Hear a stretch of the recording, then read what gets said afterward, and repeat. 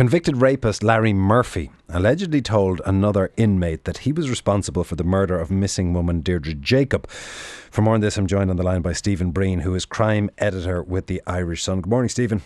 Good morning. So Larry Murphy has apparently told a fellow inmate that he was responsible for this. What's the details that you have? Yeah, well, Anton, this is the 25th anniversary of the disappearance of Deirdre Jacob. It was initially treated as a missing persons case, but in recent years, Gardaí upgraded the case to a murder inquiry, and as part of their investigation, they had identified Larry Murphy as a person of interest, and that was mainly to do with his modus operandi when he abducted and raped another lady in January 2000. But they identified him as a person of interest because he was working in the Kildare area at the time of Deirdre Jacob's disappearance. But crucially for Gardaí, they received an information and a statement from a prisoner.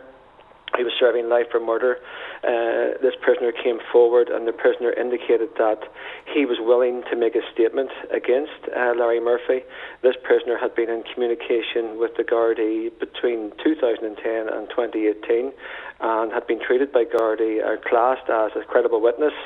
And what he told Gardaí was that on a night in question, when they were both in prison, that they were taking ecstasy, they were taking alcohol and smoking cannabis when they were talking about various cases. And according to this prisoner, the prisoner indicated that Larry Murphy told him that he was responsible for Deirdre Jacob's abduction and indeed had killed her. He talked about how he pulled her in through the passenger window of his car, how he was driving around and had asked her for directions because he had a map in his car, and indeed spoke about quite graphically how he murdered Deirdre Jacob. And obviously this was a very key breakthrough for the Gardaí, and they continued with this, but they also received information from another prisoner as well who claimed to have overheard conversations that Murphy had with other inmates where they talked about missing women and places where they could dispose of bodies. So it was significant, and it was a major part of the Garda investigation and in the file that was sent to the DPP. Now, obviously this fits with pre-existing suspicions that the Gardaí might have. In terms of that file to the DPP and in terms of further action that may take, how admissible, how important do you think it will be?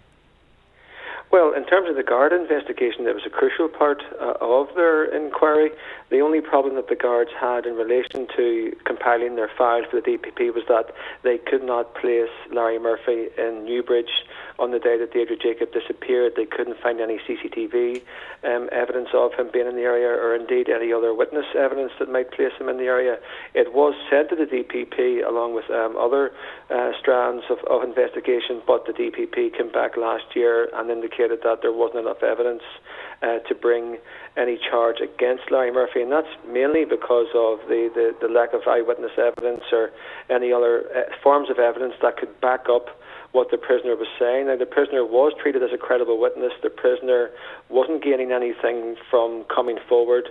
There was no incentive for him to come forward, and he said he did this because he had a daughter and he had a mother and a wife as well. So it was unfortunate for the Guards that they did put together their file. The main focus was Larry Murphy, but there just wasn't enough to bring any charges against him.